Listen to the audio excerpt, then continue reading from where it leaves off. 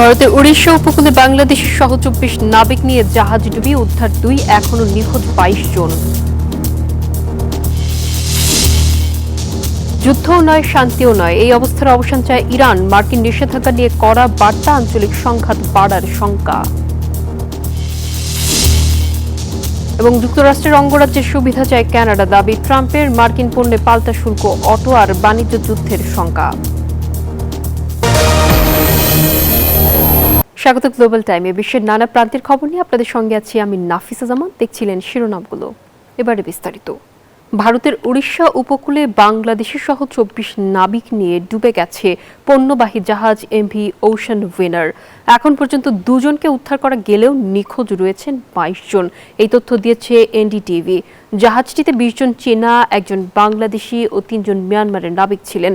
শনিবার বন্দরের প্রায় ২৪০ নটিক্যাল মাইল দূরে ডুবে যায় জাহাজটি। নৌযানটি পারাদ্বীপ বন্দর থেকে লৌহ আকরিক নিয়ে সিঙ্গাপুর যাচ্ছিল। নিখোঁজ নাবিকদের উদ্ধারে চলছে ভারতীয় কোস্টগার্ড ও নৌবাহিনীর যৌথ অভিযান।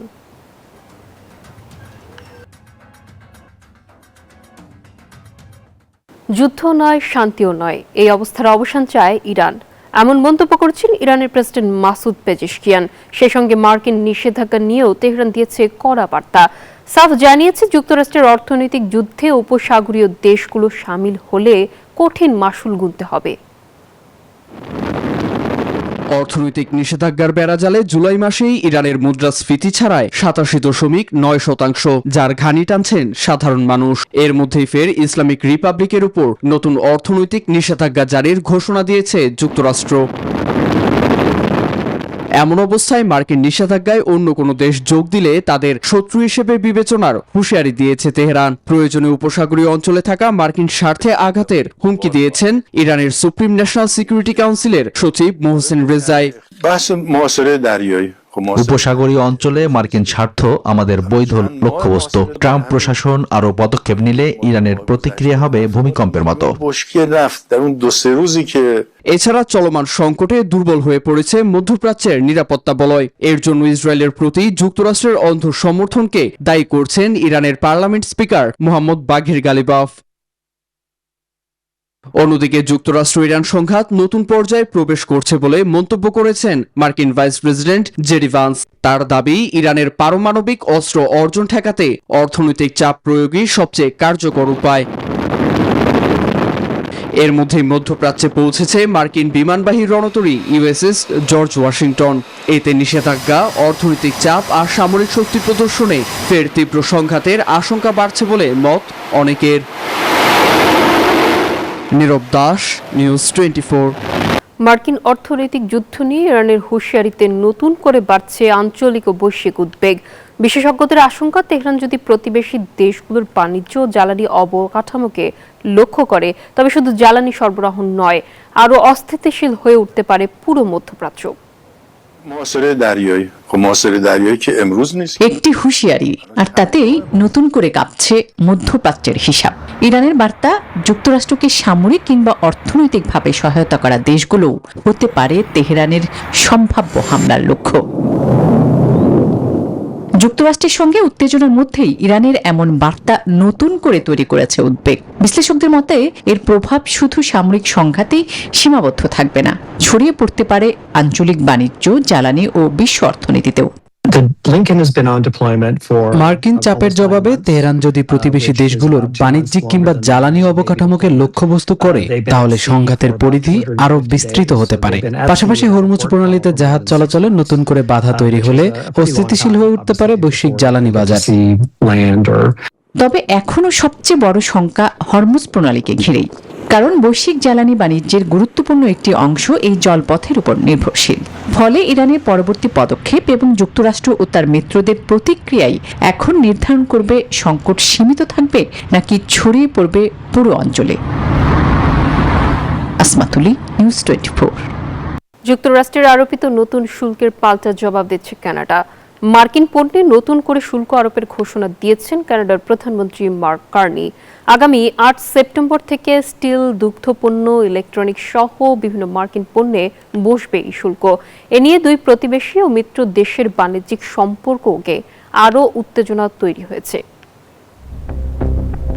$20 বিলিয়ন কানাডীয় পণ্যে 50% শুল্ক বসিয়েছে যুক্তরাষ্ট্র। এর কষাঘাতে বিপর্যস্ত দেশটির ওয়াইন, আসবাব, পোশাক সহ বিভিন্ন পণ্যের বাজার। ওয়াশিংটনের এই শুল্কের বিরুদ্ধে এবার পাল্টা ব্যবস্থা নিচ্ছে অটোয়া। মার্কিন পণ্যের ডলার ফর ডলার নীতিতে শুল্ক আরোপের ঘোষণা দিয়েছেন কানাডার প্রধানমন্ত্রী মার্ক কার্নি। ওয়াশিংটনের নতুন শুল্কের জবাবে সমান হারে পাল্টা শুল্ক আরোপ করবে কানাডা। আগামী 8 সেপ্টেম্বর থেকে এসব ব্যবস্থা কার্যকর হবে। এমন অবস্থায় বাণিজ্য যুদ্ধের আশঙ্কা থাকলেও নতুন করে আলোচনার সম্ভাবনা উড়িয়ে দিয়েছে যুক্তরাষ্ট্র।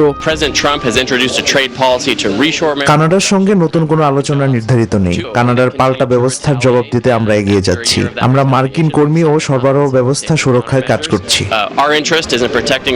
অর্থনীতিবিদদের আশঙ্কা, এই পাল্টাপাল্টি শুল্কে কানাডায় পণ্যের দাম, উৎপাদন ব্যয় ও বেকারত্ব বাড়তে পারে। ক্ষতিগ্রস্ত হতে পারে ছোট ও মাঝারি ব্যবসা। তবে অটোয়া এবার ইউরোপ ও এশিয়ার দেশগুলোর সঙ্গে নতুন বাণিজ্যিক সম্পর্ক জোরদারের সুযোগ পাবে বলে আশাবাদী অনেকেই। নীরব দাস, নিউজ 24। মিয়ানমারের সাগাইং অঞ্চলে বৌদ্ধ বিহারের সামরিক বাহিনীর বিমান হামলায় নিহত হয়েছেন অন্তত 14 জন, আহত হয়েছেন আরও 20 জন। শুক্রবার মিয়াং টাউনশিপের সোয়েল লেওহ গ্রামে এই হামলা হয়। নিহতদের বয়স 50 থেকে 70 বছরের মধ্যে। হামলার পর জান্তা প্রধান মিন অং হ্লাইং সামরিক বাহিনীর বিমান শক্তির প্রশংসা করেছেন।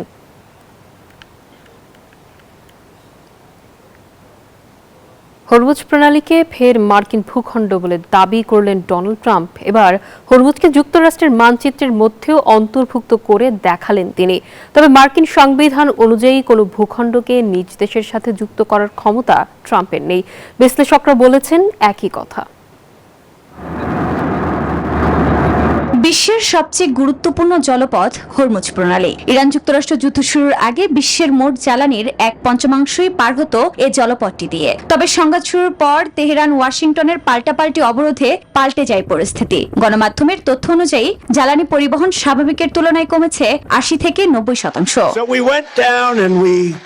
প্রণালীটিকে নিজেদের দাবি করে বিভিন্ন সময় নানা মন্তব্য করেছেন ট্রাম্প। মাত্র 5 দিনের ব্যবধানে দ্বিতীয়বারের মতো শনিবার আবারও হরমুজকে মার্কিন ভূখণ্ড দাবি করে মানচিত্র প্রকাশ করেন তিনি। এ বিষয়ে নিজ সামাজিক যোগাযোগ মাধ্যম ট্রুথ সোশ্যালেও পোস্ট করেন। এরপর থেকেই জনমনে জাগে নানা প্রশ্ন। আদৌ কি এ দাবি বাস্তবসম্মত? আন্তর্জাতিক সামুদ্রিক আইন UNCLOS অনুযায়ী যুক্তরাষ্ট্রের এ দাবি অবৈধ। নিয়ম অনুযায়ী সামরিক নিয়ন্ত্রণ কখনোই আইনি মালিকানা প্রতিষ্ঠা করে না। এছাড়াও মার্কিন সংবিধান অনুযায়ী যুক্তরাষ্ট্রের সঙ্গে কোনো ভূখণ্ডকে সংযুক্ত করার ক্ষমতা প্রেসিডেন্ট ট্রাম্পের নেই। এর জন্য কংগ্রেসের আইন পাশ করতে হয়। সংশ্লিষ্টদের আশঙ্কা, নভেম্বরে মার্কিন মধ্যবর্তী নির্বাচনে ভরাডুবি হবে রিপাবলিকানদের। এর ফলে কংগ্রেসের নিয়ন্ত্রণ হারানোর শঙ্কাও তৈরি হয়েছে।